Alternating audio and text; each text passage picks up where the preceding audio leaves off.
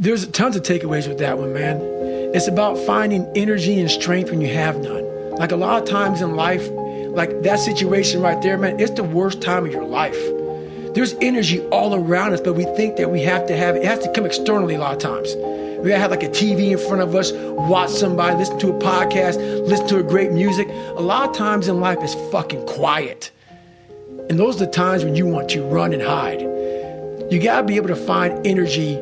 You gotta make up games, make up tricks, make up whatever you can to get to the next evolution of life. So taking souls is just another way. It's not about hurting the person you're against. It's about finding a tactical advantage in every situation you fucking physically can to get to the next. You're trying to inch further to the goal line. And you don't want to. And what is that goal line? The goal line is whatever it is for you. For me, I want to get through Hell Week. Now I want to get through Hell Week with my head up high, being strong. I don't know what the goal line is for everybody. My goal line has been very different for most people. But you're trying to find energy and strength to stay in the fight, to continue on until you get that second wind. The second wind is coming, whatever the second wind may be for you. It's coming. But what happens is we get so stressed out that the end is so far away that we just can't find another foothold or another handhold, so we jump off the cliff and we just fall. There's another one, you got to find it. So taking souls is one way to do it. Well, as you progress through this journey that you're on, and you're winning these victories along the way. Like, my God, I can't imagine what the fuck's gonna happen. But what happens to a lot of people, not everybody, can't speak for everybody, I don't know everybody. Buds breaks people down to the point where you don't want to be broken down again like that. To me, that was exactly the exact starting point for my journey in life. That was the starting point for me. For a lot of people, it's the finish line. And I didn't see it that way for me. So that's where I started becoming uncommon amongst uncommon people, is where I started realizing that you put people on a pedestal that you shouldn't. That you got to get in there yourself and examine people. See what's really about yourself. So once I got in there and realized, hey, these are just normal people. Yeah, they're a lot better than some. They're able to get through. I know a lot of people who can get through Navy SEAL training. But, there's a lot of mystique behind all that stuff. And as you start to go through and you start to break it open a little bit, a lot of hard guys, but, I wanted more.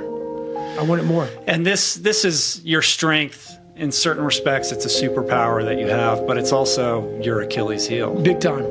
Big time. I talk about in the book a lot, too. One thing that hurt me a lot was I thought everybody wanted the same thing I wanted.